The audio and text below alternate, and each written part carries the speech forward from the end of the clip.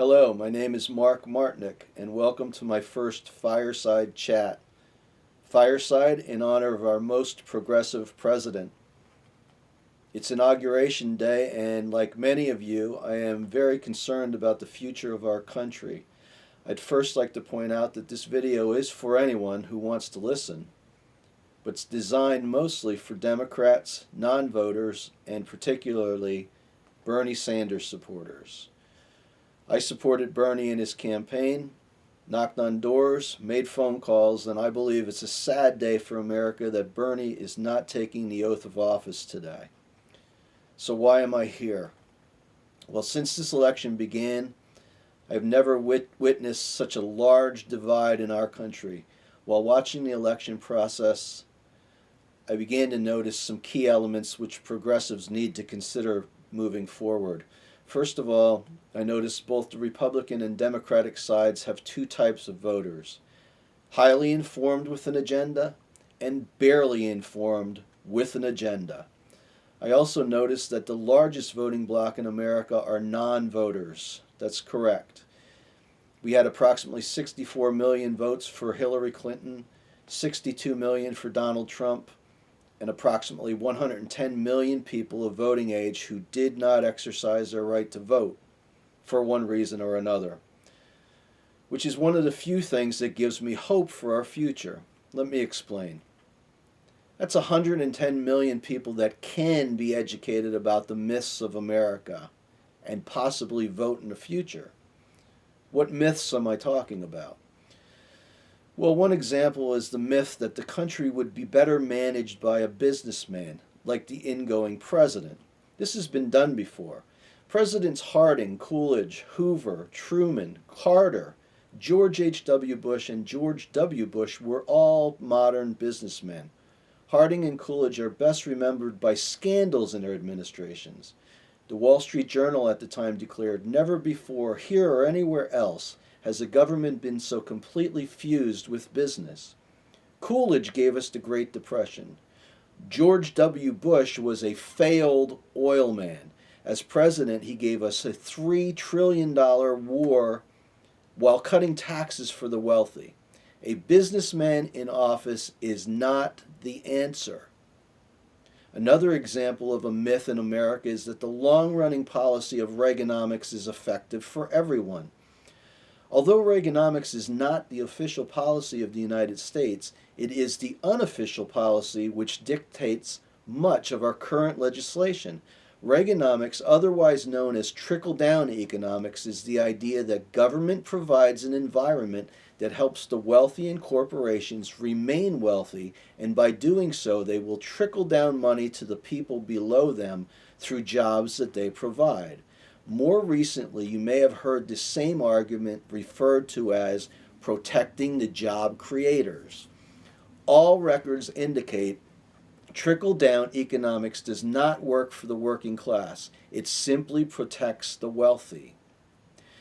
With this election, we are witnessing the culmination of 35 years of Reaganomics, 35 years of tax cuts to the wealthy and the well-to-do, 35 years of stagnant wages for the working class, 35 years of an economy that continually dissolves families and puts more and more people at risk every day. American corporations are making more profits today than they ever have, yet wages remain stagnant while workers' costs increase. Another myth is that both major parties differ economically. They may have social differences, but the Republicans and Democrats both support Reaganomics. This is evident when you consider the two extremely wealthy candidates they offer to us. Well, from this election I have learned it will take three things in order to make America great again. None of those three things are Donald Trump. First, we need to educate voters about the realities of America and the history of both parties. I have witnessed quite often that people are ill-informed about the truths that surround our politics. For instance, a poll in 2007 determined that 41% of Americans believed Saddam Hussein was directly responsible for 9/11, even though there was no evidence to back up that belief. That was 6 years after 9/11, and there was a presidential election in between. Second, we need to consider putting a commoner in the White House. The one thing all of our recent presidents have had in common is that they were wealthy. All but one were millionaires, and the one who wasn't was surely on his way to becoming a millionaire. Third, we need to end Reaganomics. The trickle-down economy has failed most Americans. It is time to put it to an end.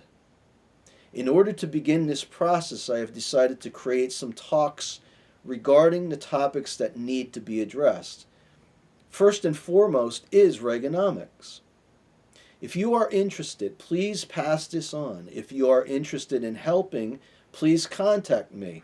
All are welcome. Before I go, I'd also like to take this time to give you a homework assignment. This is a two-part assignment.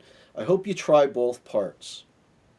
First, go visit your local supermarket or department store like a Target or a Walmart store. When you are checking out, take a good look at the cashiers. How many old people do you see? Pick the one that you think is the oldest and go through that line. Watch as they work and ask yourself if you'd like to be doing the same thing when you are their age. Extra credit. Engage them in talk and ask why they are working. Second assignment. Drive to one of the well-to-do neighborhoods near you. Any that consist of houses that are, say, $300,000 or more. The more expensive, the better. Drive slow and take a good look. Now imagine what it's like in those homes. Imagine the kitchens. Imagine the furniture. Imagine what it must be like to live there. The pool parties. The Christmas celebrations. Then imagine what they go through when they get a flat tire or when their car doesn't start. Imagine how they handle medical emergencies within their family. Do you think it's the same experience you go through? And then ask yourself, did these people really need a tax break? Extra credit. Take one of your Republican or Trump supporter friends along. Have the same discussion with them. Thanks for listening. Good night and good luck.